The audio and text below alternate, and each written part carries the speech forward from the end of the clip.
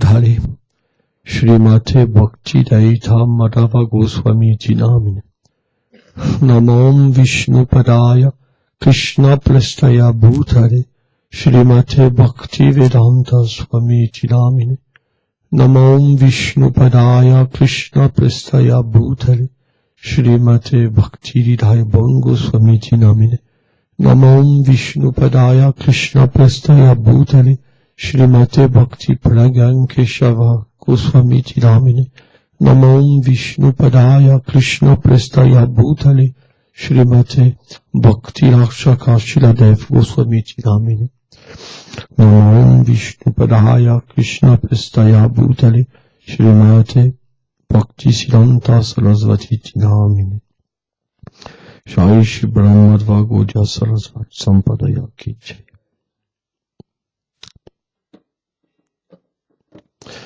Donc on va lire la traduction de ce chant à Clauda Palmamanda qu'on vient de chanter. Le noble Seigneur Nityananda Roy ne se met jamais en colère, car il est la personnification de la suprême félicité transcendantale. Dépourvu de tout faux égaux, Nitai erre çà et là à travers les villages. Se rendant de porte en porte dans les demeures des âmes les plus déchues et les plus misérables, il distribue gratuitement le cadeau du Harinam, Mahamantra, le chant des saints noms. À tous ceux qu'il voit, il s'exclame, en tenant un brin d'herbe entre les dents. S'il vous plaît, achetez-moi en adorant le Seigneur Gaurahari.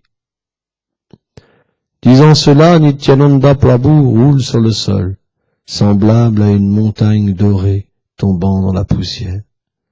L'Ochalandas dit, tout être ne voyant pas s'éveiller d'affection en son cœur pour un tel avatar n'est qu'un être pécheur, qui ne fait qu'aller et venir de façon inutile dans le cycle sans fin des naissances et des morts.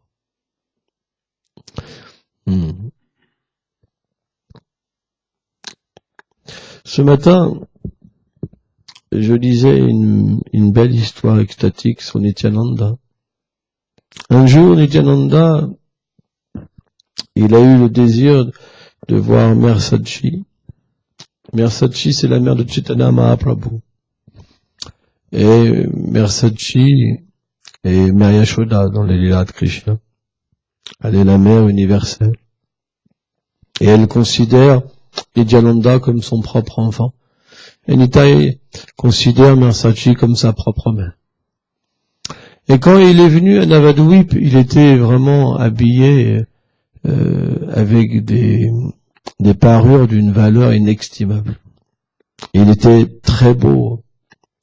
Il avait des boucles d'oreilles, des colliers, des brassards, des clochettes de cheville. Il était intoxiqué par l'amour de Dieu, versant des larmes et marchant comme un éléphant ivre.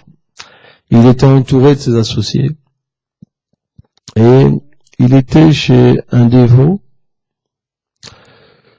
Et il y avait un grand brigand à cette époque-là, à Navadvip.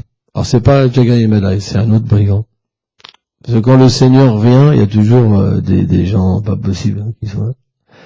Et c'était aussi, comme Jagai et Madai, des gens qui venaient d'une famille de haute caste de brahmana.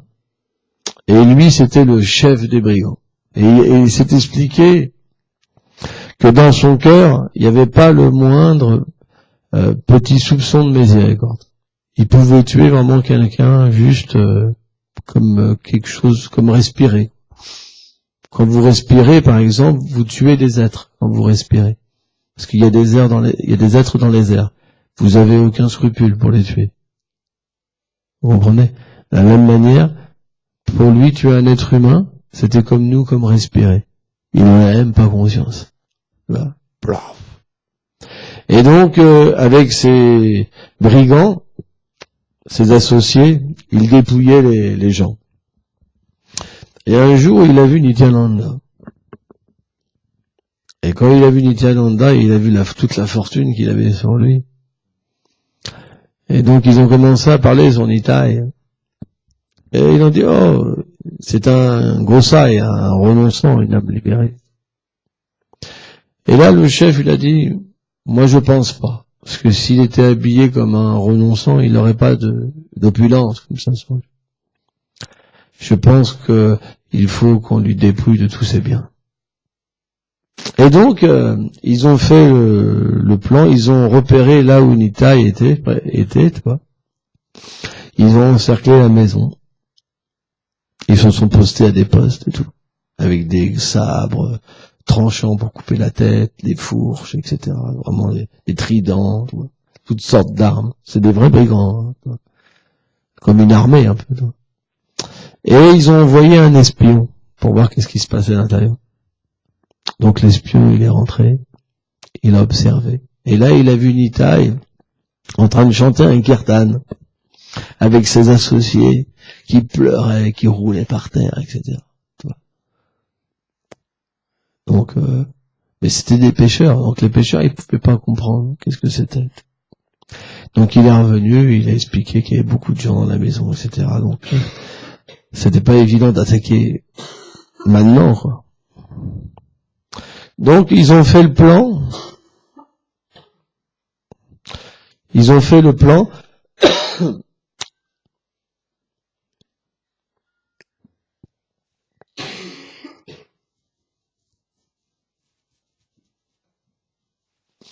Donc ils ont fait le plan d'attendre.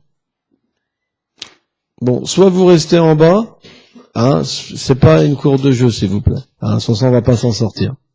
Donc vous restez en bas, ok? Merci. Sans ça, on va pas s'en sortir.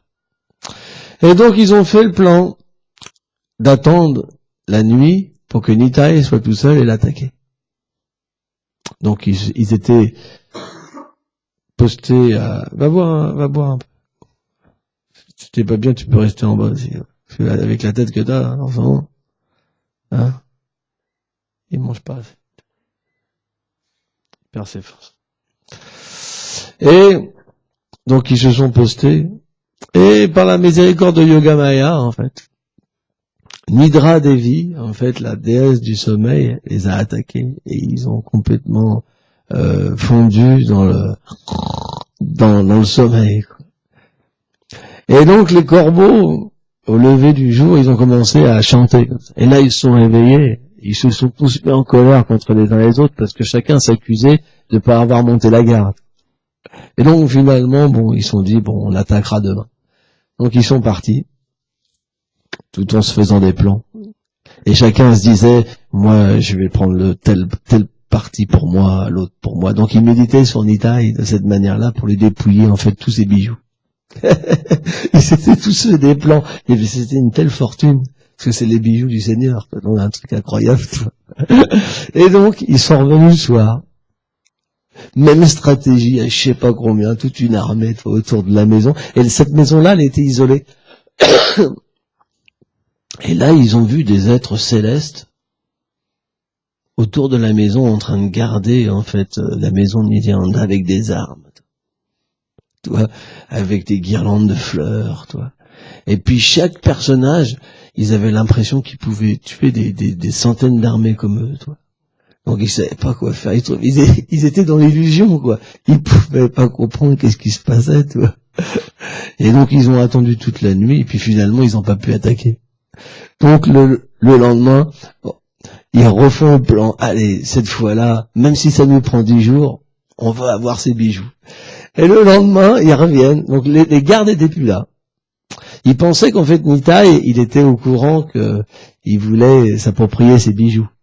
Donc il avait payé des gardes. Ils étaient dans l'illusion parce que c'était des êtres divins. Ils ont même pas pu voir que c'était des êtres divins en fait.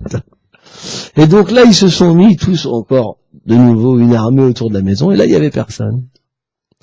Et puis par l'arrangement en fait du Seigneur, il y en a un qui se fait piquer par des scorpions. L'autre, il est tombé dans un trou, il s'est cassé le bras. Tout le monde avait des trucs pas possibles.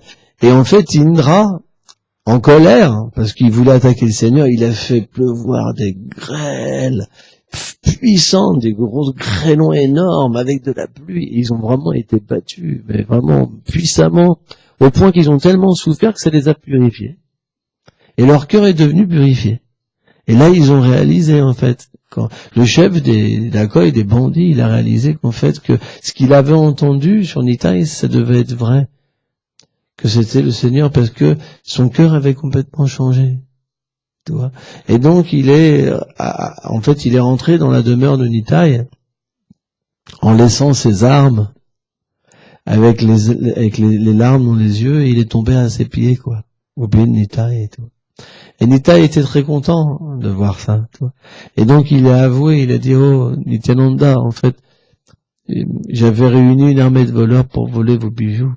Mais vous êtes tellement miséricordieux que même une personne comme moi, vous l'avez purifié. Alors que je voulais vous attaquer, vous m'avez donné votre miséricorde. Et en fait, ces brigands-là encore sont devenus en fait des associés du Seigneur. Et Nitai, il a dit, oh, vous pouvez pas être une personne ordinaire pour avoir été délivré comme ça. C'est que sûrement dans votre vie passée, vous étiez déjà un associé du Seigneur. Donc c'est la miséricorde de Nityananda, c'est que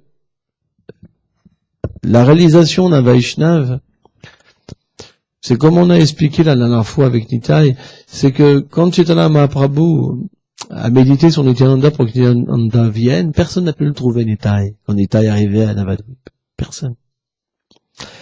Et Chaitanya Mahaprabhu a dit, oh, oui, parce que Nitai, c'est secret. C'est quelque chose qui vient juste avant de recevoir la pleine miséricorde. Quand on comprend la position de Nityananda et qu'on s'attache à lui, alors tout est révélé. On devient un pur dévot, en fait. Même le pire des brigands, le pire des êtres, il devient libéré. C'est pour ça que on devrait toujours chanter les noms de Nitai, Nitai, Nityan, Nitai, Dayol Nitai, Nitai le miséricordieux. Parce que c'est le nom le plus miséricordieux, Dayol Nitai. Par exemple, Bhakti Rashaka Shidev Goswami, les 3 derniers jours de sa vie, il a arrêté de chanter le Mahamantra, il chantait juste Dayol Nitai, Dayol Nitai, Dayol Nitai, Dayol Nitai. Parce que sans la miséricorde de Nitai, on ne peut pas progresser. Nitai, il est venu pour distribuer la miséricorde de Mahaprabhu. Parce que cette miséricorde, même si le Seigneur voulait la donner à tout le monde, il fallait quand même une qualification. Il fallait le désir. Personne n'a le désir. On n'a pas le désir. On est dû à une soukriti des vies passées, donc petite ou grande. On est aujourd'hui présent, mais on ne voit pas ce qu'on fait. On ne comprend pas ce qu'on fait. Et même si on est au milieu de la miséricorde, l'ignorance nous recouvre encore. On pense que nos problèmes, c'est supérieur que l'amour de Dieu. Et malheureusement, c'est vrai. On est absorbé dans nos problèmes, alors qu'on devrait être absorbé dans l'amour. Mais pourquoi? Parce qu'il nous faut une qualification. Or, Nitai est très miséricordieux. La preuve, c'est qu'on voit que beaucoup de gens qui ont été délivrés par Nityananda, c'est des gens pires que nous encore. Bien pires que nous. Donc si eux, ils ont été délivrés, ça veut dire qu'on peut être délivré. Or, en chantant les noms de Nitai, Nityananda, d'ailleurs Nitai, on peut recevoir la miséricorde de Mahaprabhu. Et vice-versa, en chantant les noms de Gola Hari pour plaire à Nityananda, on obtient la miséricorde de Nityananda. Donc le nom de Nitai et le nom de Gora ne peuvent pas être séparés. C'est comme une même identité complémentaire. De la même manière, on doit adorer aussi Advaita Acharya, et Gadadhar aussi, et Shivas aussi. C'est pour ça que, quand on chante le Mahamantra, avant, on chante Jai Shri Krishna Chaitanya Prabhu Nityananda, Jai Shri Advaita Shri Gadadhar Shivasadi Gola Bhaktavinda. Gola Bhaktavinda et tous les dévots du Seigneur. Parce que sans avoir la miséricorde de ces personnages qui sont venus pour donner la miséricorde transcendantale, le Mahamantra, il peut pas révéler son effet, sauf si on était déjà un pur dévot dans les vies d'avant. Personne ne peut comprendre la position du Mahamantra sans la miséricorde de Nitai. C'est pas possible.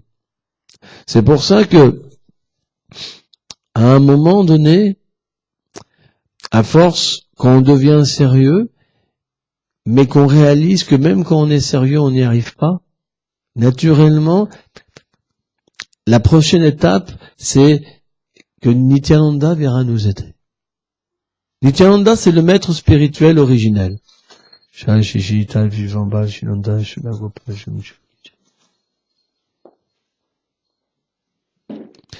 Nityananda, c'est le maître spirituel originel. Il vient sous la forme de gourou. Mais le gourou est un.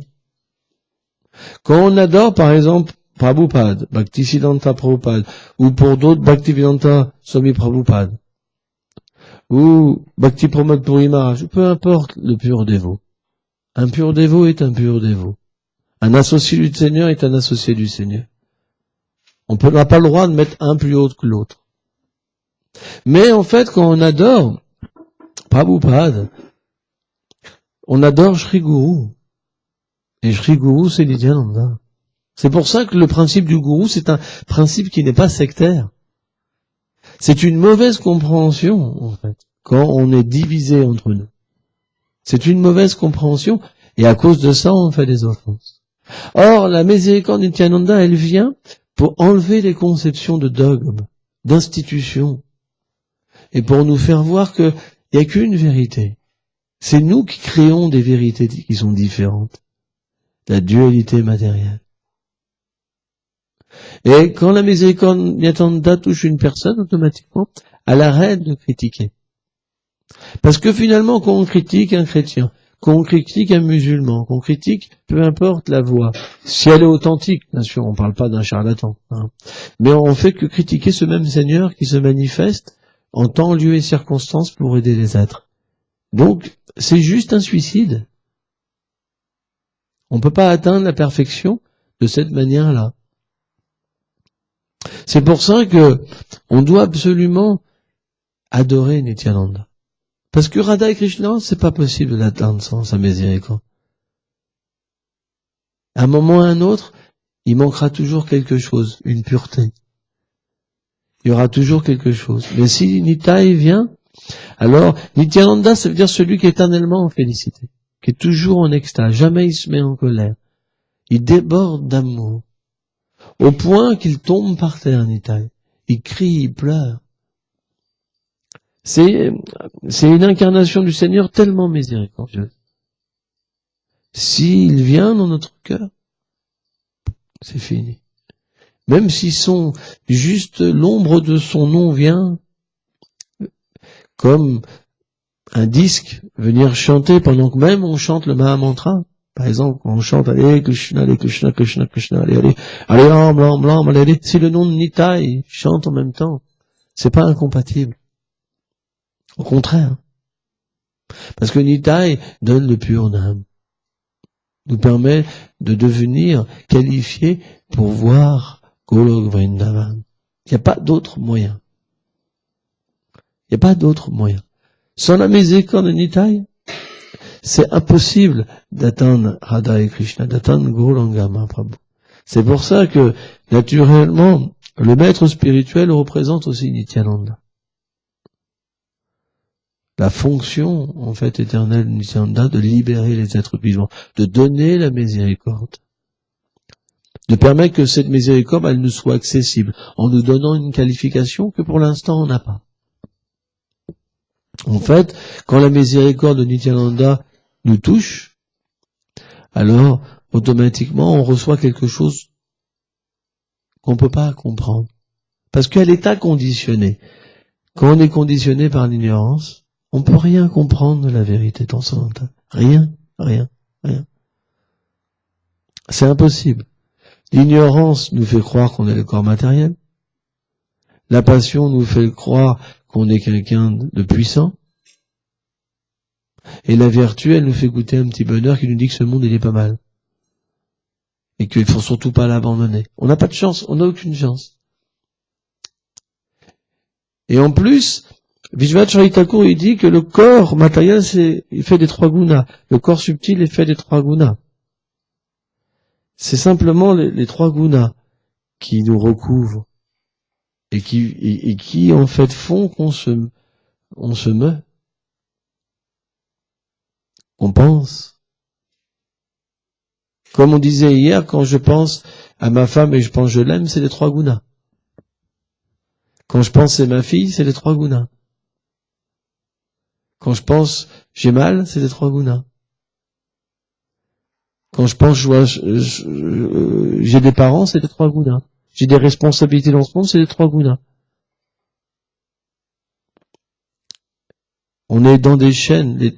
En fait, les 3 modes de nature matérielle, c'est 3 chaînes. Pire encore, Bhaktivinoda Thakur, il dit que le monde matériel, c'est comme une enclume, et les 3 chaînes, les 3 gunas, c'est comme des marteaux qui nous frappent, en fait. Mais, de la même manière qu'en frappant un métal, on le purifie, de la même manière, à un moment, ces 3 gunas, ils ont pour fonction de nous réformer, quand même. Donc, à un moment, on ne pourra pas être satisfait dans cette condition. Ça ne sera pas possible. Parce que dans cette condition, c'est une condition de frustration, parce que on comprend rien.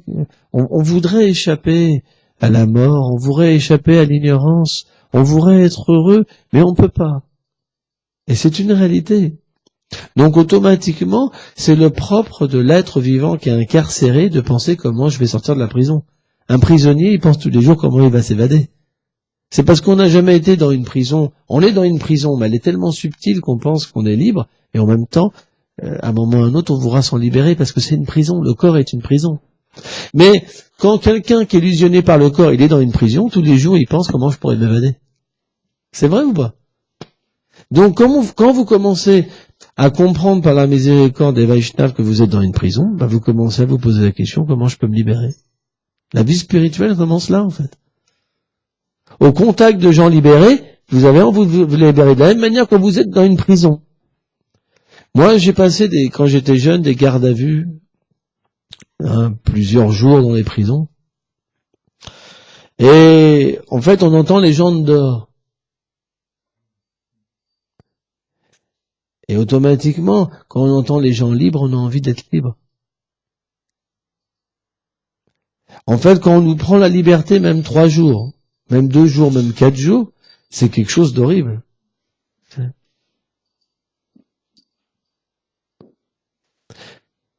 Parce qu'on perd toutes les sensations. On perd les sensations du vent, on perd les sensations du soleil, on perd la sensation d'ouvrir sa fenêtre. Il n'y a plus rien qui existe. Tout nous est coupé. C'est ça la prison. La prison, c'est que le plaisir des sens, tout nous est coupé, toute la liberté.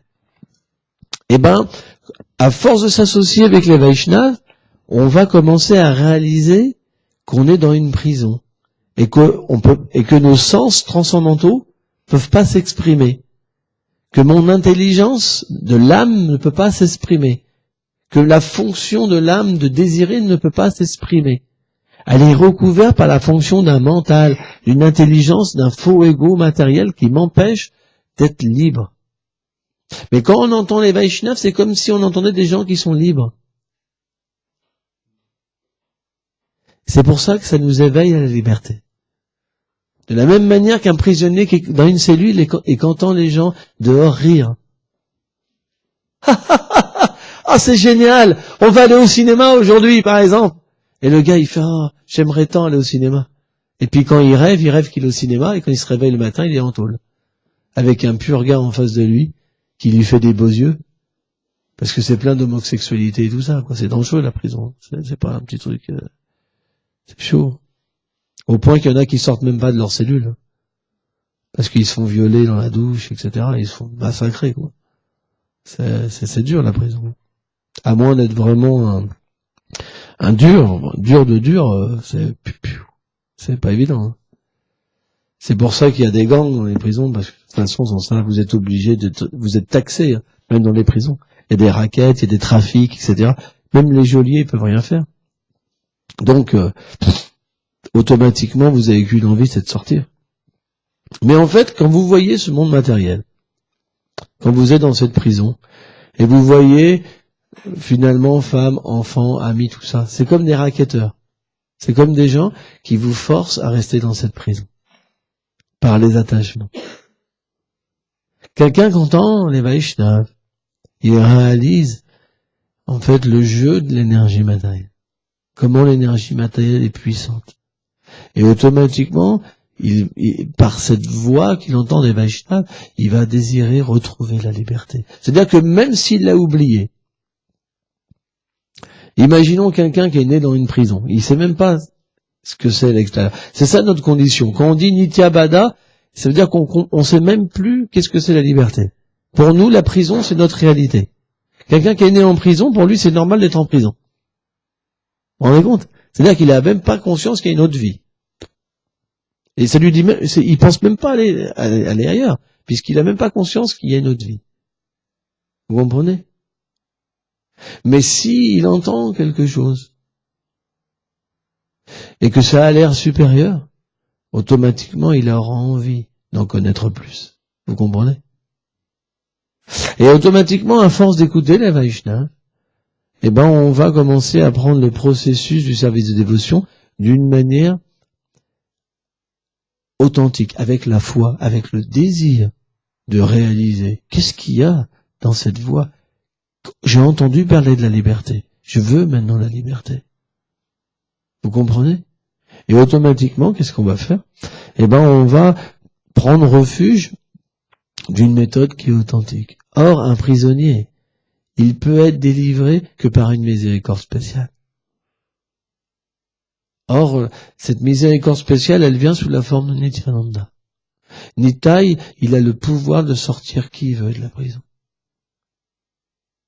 Parce que c'est comme, par exemple, le monde matériel, vous êtes incarcéré parce que vous êtes un rebelle. Vous voulez pas servir le Seigneur suprême. Vous voulez pas vous abandonner. Souvent, moi, j'ai discuté avec des gens, les gens, ils ont du mal à servir. Donc, cela reste en prison. Parce que dans un état, quand quelqu'un se comporte pas bien, il va en prison. Pour être changé. La prison, ça doit pas être quelque chose pour faire du mal. C'est quelque chose pour changer l'état d'esprit de la personne et pour lui donner une nouvelle chance. On est bien d'accord. C'est ça le principe de la prison. Théoriquement. C'est pas un endroit où on vous torture juste pour le plaisir. Ça, c'est les nazis, quoi. Mais le principe de la prison, c'est qu'on vous met en prison pour que vous puissiez changer, pour rectifier votre mentalité. De la même manière, Srila Abhay Chandra Bhaktivedanta Swami Prabhupada, il dit que le monde matériel, c'est la prison pour réformer les êtres vivants, les jivas, les âmes spirituelles qui sont devenus rebelles. Or, de la même manière, si une personne se comporte de mieux en mieux dans une prison, vous aurez une peine de moins en moins lourde, pour un bon comportement. Ça existe. Il y a beaucoup de prisonniers, par exemple, qui ont pris 20 ans, et au bout de 7 ans, 5 ans, ils sont relâchés parce que ils se sont mis, par exemple, à prier, ils ont changé de comportement, ils sont devenus sociaux, et ils ont fait que se repentir, finalement, et dire que je regrette. Donc, à un moment, les gens sont touchés, et on les délivre plus tôt. Mais on les suit, quand même, pour voir si c'est vrai. Et si, à un moment donné, au bout de 2 ans, rien que s'est passé, ils ont leur liberté. Complète. Bon, s'ils recommencent, ils retombent. En fait, de la même manière, la connaissance du Seigneur suprême, c'est comme dans une prison. Dans une prison, il y a des gens qui vont visiter les prisonniers, pour leur permettre de se racheter. C'est pour ça qu'il y a des aumôniers, etc. C'est un principe pour se racheter. Parce que pour se racheter, il faut pouvoir comprendre quelque chose de supérieur. Il faut comprendre qu'on s'est pas bien comporté. Et c'est pas tous les prisonniers qui pensent comme ça. La plupart, ils disent, c'est la classe d'aller en prison, quoi. Et quand ils sortent devant les copains, après ils friment. C'est beaucoup dans les cités, c'est comme ça. Moi, j'ai habité dans les cités. Quand quelqu'un sortait de prison, c'était la star, quoi. Ah ouais, non, je rigole pas, C'était la star, tout le monde idolâtrait. Et tout le monde avait qu'une envie, c'est d'aller faire un tour en prison. Pour être pareil que lui. C'est grave. Mais c'est la vérité, quoi. Mais, quand on rencontre des hommes de Dieu, quand on rencontre une connaissance plus élevée, alors on peut comprendre que la nature est là, parce que en prison on peut pas être heureux non plus. Donc on peut avoir cette sensibilité que je me suis trompé. Et changer. Et de la même manière, la connaissance vient à nous. Pour qu'on puisse changer. Mais, il faut une personne qui ouvre la porte. Parce que même si vous avez changé, si le juge miséricordieux, je parle d'un juge miséricordieux, parce que c'est pas évident, hein, il n'admet pas que vous puissiez sortir, vous pouvez toujours pas sortir. Eh ben, si vous avez ce regret, alors Nityananda viendra vous libérer. Mais il faut regretter. Nitai, il vient libérer les déchus. Les prisonniers. On est tous des prisonniers. Si on comprend qu'on a mal agi, alors cette bonne attitude fait que on pourra comprendre la personnalité de Nityananda. On pourra chanter son nom. On pourra obtenir sa miséricorde. Et après, alors on pourra voir le Seigneur suprême face à face. Radha et Krishna, Chaitanya Mahaprabhu. C'est pour ça que quand notre mentalité est meilleure, le gourou vient. Le gourou vient pour nous permettre de nous libérer. Donc le maître spirituel nous donne le moyen d'être libéré de la prison. Mais parfois un prisonnier, même si on lui a donné les moyens, alors il recommence. Et on redevient prisonnier. Mais l'ami est toujours là, prêt à nous aider. C'est pour ça que le principe du maître spirituel, c'est un principe qui est difficile à comprendre, qui prend du temps à comprendre. Même une fois qu'on s'est fait initier, c'est pas forcément qu'on comprend. Mais à un moment donné, avec le temps, si on n'a pas une attitude offensante envers le gourou, graduellement, on va saisir la position en fait du maître spirituel qui est un intermédiaire de Nityananda Prabhu pour nous permettre de sortir de la prison. En fait, dès que on a foi dans le maître spirituel, on sort de la prison. Et le maître spirituel nous accompagne pour nous réintroduire dans le vrai monde. Parce que quand vous avez été coupé depuis des milliards d'existences du vrai monde, vous ne pouvez pas en profiter. Vous savez pas ce que c'est de sentir une fleur. Vous avez plus la possibilité. Tout est atrophié. Vous comprenez? Vous avez plus la possibilité de manger, de boire, d'apprécier la beauté du Seigneur suprême, de marcher dans un corps transcendantal. Vous ne pouvez pas. Donc, en fait, le maître spirituel, c'est quelqu'un qui vous permet de découvrir votre réalité, qui vous accompagne, en fait, jusqu'au jour où alors vous devenez complètement libre. Et vous pouvez, en fait, de nouveau voir la réalité, voir la demeure du Seigneur suprême. Donc, c'est une philosophie simple pour les gens simples. Et extrêmement compliqué pour les gens compliqués. Soit on devient simple, sans désir matériel, soit c'est une philosophie qu'on ne pourra pas comprendre. Parce que comme elle est simple, à moins d'avoir un cœur simple, on ne peut pas y accéder. C'est pour ça que Jésus disait, faut être comme un enfant pour entrer dans le royaume du Seigneur suprême. Or, on n'est pas du tout des enfants. On veut plutôt être des parents. Qu'est-ce que c'est qu'un parent? C'est quelqu'un qui pense qu'il contrôle sa vie, qui pense que par lui-même il s'assume. C'est pour ça que le principe, par exemple, de l'abandon, c'est de dépendre du Seigneur suprême. Pour toute chose. Vous comprenez? Parce qu'un enfant est comme ça. Un enfant est abandonné aux parents. Un enfant, il est obligé d'accepter ce qui plaît aux parents, de rejeter ce qui plaît pas aux parents. Un enfant, il est obligé d'accepter les parents comme leur seul protecteur. Ils n'ont pas le choix. Ils sont tout petits. Mais la voie de l'abandon, c'est la même chose, si on regarde bien. C'est la même chose. Mais en ce moment, qu'est-ce qu'on fait? On essaye de faire cette chose-là et de faire en sorte que les gens prennent refuge en nous. Tu feras pas ça, mais tu feras ça plutôt. Je te donnerai mon soutien et je te protégerai. Moi, le puissant. Vrai ou pas? Quand vous faites, hey! Qui parle? Le maître ou le serviteur? Par exemple. Donc, dans nos gestes de tous les jours, ça nous fait défaut.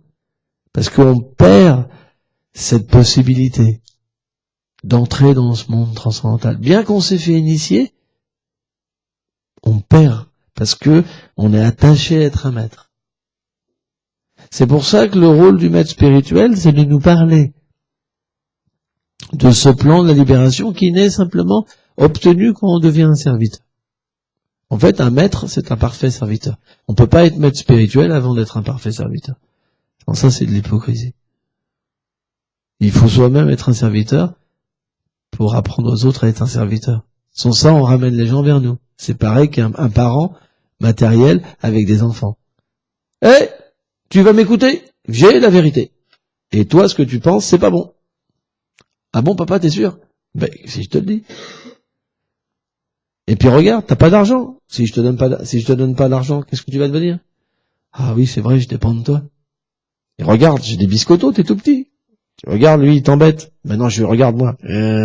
Il a peur. Ah oui, tu es mon soutien, ma force. Donc je m'abandonne à toi. Comprenez? Mais quand on apprend ça aux enfants, qu'est-ce que vont faire nos enfants? Ils vont faire la même chose. C'est un cycle sans fin. Parce qu'on a appris de nos parents comme ça, on a fait comme ça. Or, pourquoi le maître spirituel, c'est comme un père? C'est parce qu'il nous apprend la bonne manière de faire. Or, c'est pas évident. Parce que réapprendre ça, c'est difficile. Bon. C'est pour ça qu'il y a beaucoup de heurts avec le maître spirituel. Naturellement. Pas facile. Parce que quand il nous dit ça, ça nous plaît pas. Quand il nous dit ça, ça nous plaît pas. Quand il nous dit ça, c'est pas évident. C'est pour ça qu'on a du mal à venir écouter le gourou, par exemple. Approcher les Vaishnavas. C'est pas évident, les Vaishnavas. Les Vaishnavas nous disent des choses qu'on n'a pas envie d'entendre. C'est pas évident. Donc, la relation avec un maître spirituel, on doit comprendre qu'est-ce que c'est le gourou, pourquoi il est là, quoi ça sert.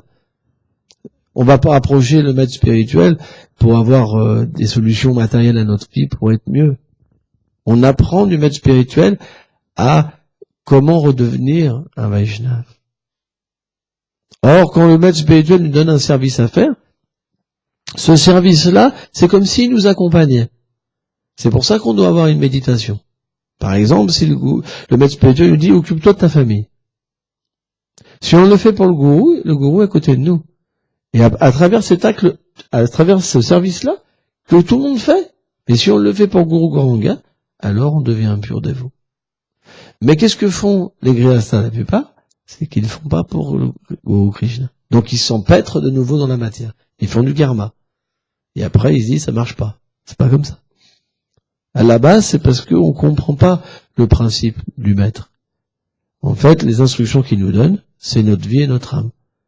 Et grâce à ça, le gourou est là à côté de nous, et alors on découvre de nouveau le monde transcendantal. Même dans ce monde matériel. On devient libéré de la prison corporelle de l'existence, et on découvre d'autres sensibilités. La sensibilité de l'âme. Qu'est-ce que l'âme? On appelle ça le Sambandhaga. L'étape où on commence à devenir un Madhya Madhikari. Avant, quand on est vraiment prisonnier, c'est Kanishta Bhakta. Mais quand on commence à marcher avec le gourou, et que le gourou commence à nous faire voir la réalité transcendantale, le Sambandhaga, alors c'est le plan Madhya Madhikari. Et quand la formation est complète, alors c'est Uttama. C'est tout. Mais par nous-mêmes, c'est pas possible. Parce qu'on est enchaîné. On peut pas, par nous-mêmes, entrer dans le monde libéré. C'est pas possible. On a besoin d'une personne libérée qui nous détache et qui nous permet de sortir. C'est pas possible.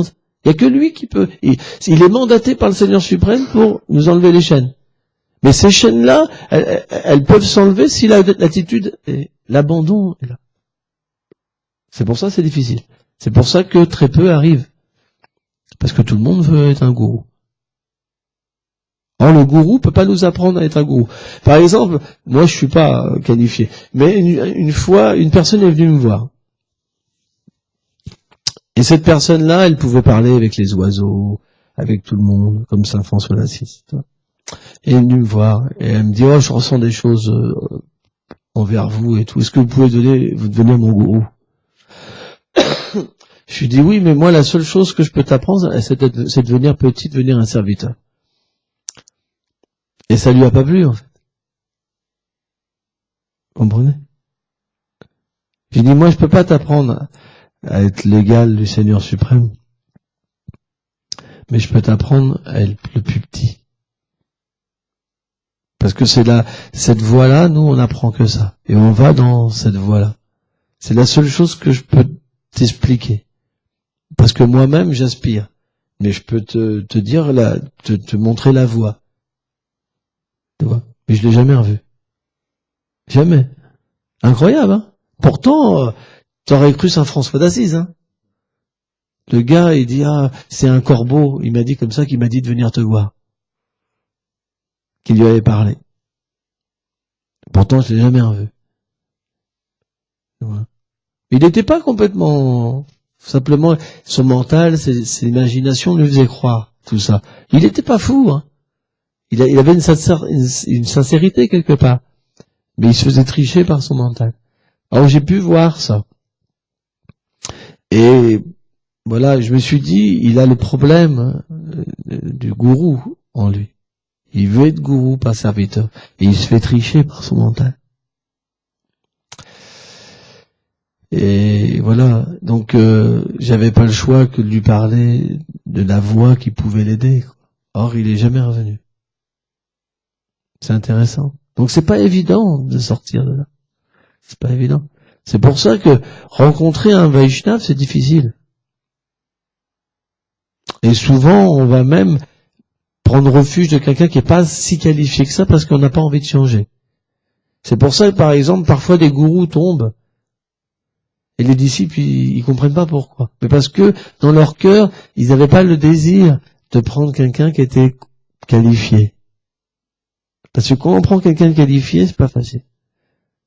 Parce qu'automatiquement, on est obligé d'abandonner toute notre chose. Ou alors, on va aller voir quelqu'un d'autre. Mais si la personne est qualifiée et qu'on prend refuge en quelqu'un d'autre, le Shiksha Guru nous ramènera au Diksha Guru. C'est le principe. Parce que s'il est qualifié, de toute façon, l'autre gourou, il vous ramènera. Mais voilà, c'est pas évident. On a un problème et on aime ce problème. Encore, pour redire les paroles de Brahma, la définition de l'être humain, c'est qu'il pense que son malheur, c'est le bonheur. C'est ce qui donne la définition. Pas de la conscience de l'être humain. Et il est attaché à sa souffrance. Donc tout être humain est comme ça.